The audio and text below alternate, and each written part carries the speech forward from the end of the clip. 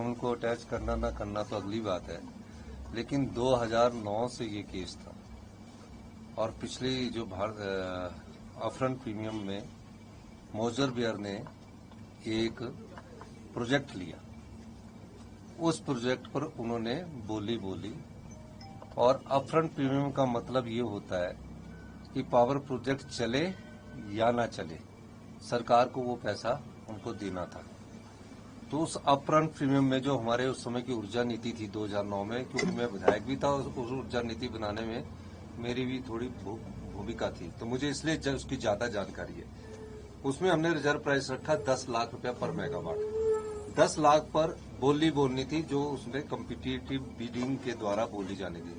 तो उसमें 10 लाख मेगावाट से ज्यादा बोलकर मोजर बेयर को ये पावर प्रोजेक्ट अलॉट हो गया।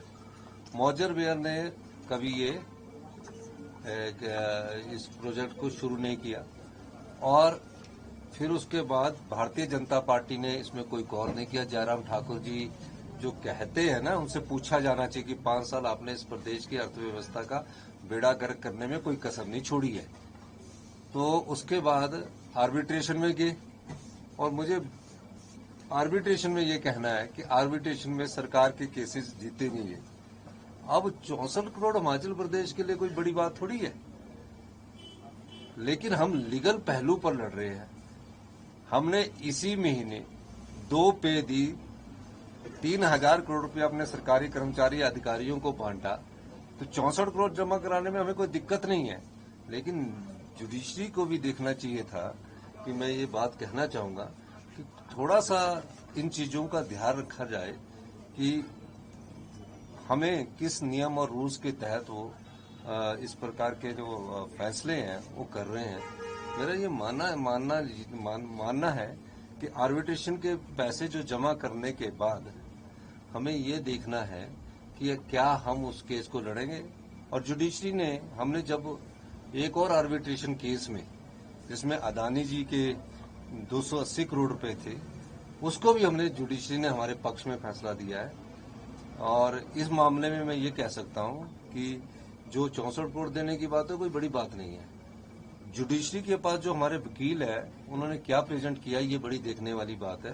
तो मैं उसका भी ध्यान कर रहा हूँ और जो हमारा आर्बिट्रेशन के खिलाफ अपील है उसको हम दायर करेंगे। जयराम ठाकुर ये कह रहे हैं कि हालात ये हो गए हैं हिमाचल प्रदेश के कि राज्य सचिवालय नीलाम हो जाएगा, विधानसभा नीलाम हो जाएगा। नहीं, वो जुडिशरी ने जिस प्रकार कहा है, उन्होंने नीलाम तो भारतीय जनता पार्टी के जयराम ठाकुर जी 5 साल पहले करके, जो चुनावों से पहले 5000 करोड़ रुपए की नीलामी करके चले गए, या जो आपकी जनता की संपदा को बांट के चले गए। और दूसरी बात ये बताना चाहता हूं, अदानी के केस में ब्रैकल वाले केस का मैं इसमें हवाला देना चाहता हूं। जयराम ठाकुर जी की कैबिनेट ने ब्रैकल को इंटरेस्ट के साथ आर्बिट्रेशन का पैसा देने की बात की थी और उस बात के खिलाफ उनकी सरकार ने अपील नहीं की हाई कोर्ट में। अभी हमने आर्बिट्रेशन का पैसा जमा करवाया और हाई कोर्ट ने हमारे पक्ष में फैसला दिया। तो हाई कोर्ट ने जो अदानी के केस में हमारे पक्ष में फैसला देके कहा कि आर्बिट्रेशन का अवार्ड जो है वो गलत है और हमारे पक्ष में फैसला दिया। उनसे तो ये पूछा जाना चाहिए था कि आपने सरकार की 280 करोड़ की संपदा को क्यों लुटाने की बात की गई थी।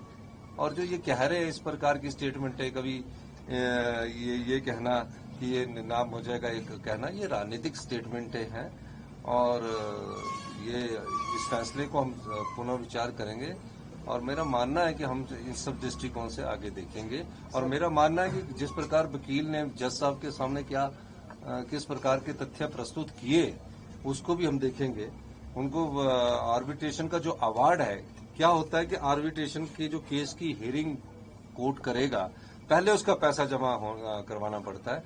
इसमें कहाँ कमी रही, उसके खिलाफ भी हम उसकी बात करेंगे। सर, आपकी लीगल टीम ने क्या ये बताया कि अदालत ने हिमाचल भवन दिल्ली का ही चयन कैसे किया संपत्ति के लिए, कोई और संपत्ति भी हो सकती है? इस मामले में मैं आगे नहीं बढ़ना चाहता हूँ कि हम हिमाचल भवन की संपत्ति का किया। संपत्ति तो जो उनको भी देखना पड़ेगा कि सभी संपत्ति सरकार की होती है और सरकार के जैसे हम केयर टेकर है, वैसे ही जुडिशरी में बैठे हुए वो अधिकारी और जजेस भी केयर टेकर होना चाहिए।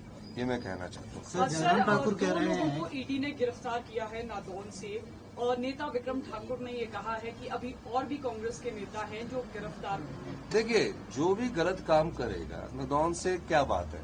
नदौन क्योंकि मुख्यमंत्री का जिला है, और मुख्यमंत्री के जिले के से कोई अगर अरेस्ट होता है तो उसका ये मतलब नहीं है कि जो भी गलत काम करता है वो उसमें अभी कोर्ट में फैसला देगा ना।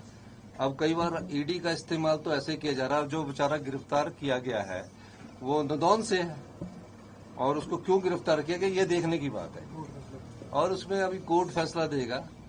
तो इसलिए मेरा ये मानना है कि इस प्रकार की बयानबाजी ना तो विक्रम ठाकुर जी को करनी चाहिए, वो इंडस्ट्री मिनिस्टर रहे हैं और उनको समझना चाहिए। और दूसरी बात ये भी ध्यान में रखनी चाहिए उनको कि आपको ज्यादा पता होगा उनकी जानकारी, क्योंकि आपके पास माइनिंग मिनिस्टर भी आप ही थे। तो इस प्रकार की बयानबाजी करके वो राजनीतिक हालात इस तरह इंगित करना चाहते हैं कि जैसे कि हम लोग उसमें सम्मिलित हैं। हमारा जीवन में कभी भी ऐसी प्रकार की कोई बात करने का कोई नहीं है। तो मैं वो उनका राजनीति करने का ध्येय होगा, इसलिए वो ये बात कर रहे हैं। साहब, बीजेपी कह रही है कि जो 3 उपाध्यक्ष हैं, 2 उपाध्यक्ष हैं और तीसरे टूरिज्म डिपार्टमेंट में जो है कि ये भी लाभ के पद में आ जाए, और वो भाजपा जो है इसके खिलाफ जाएगी।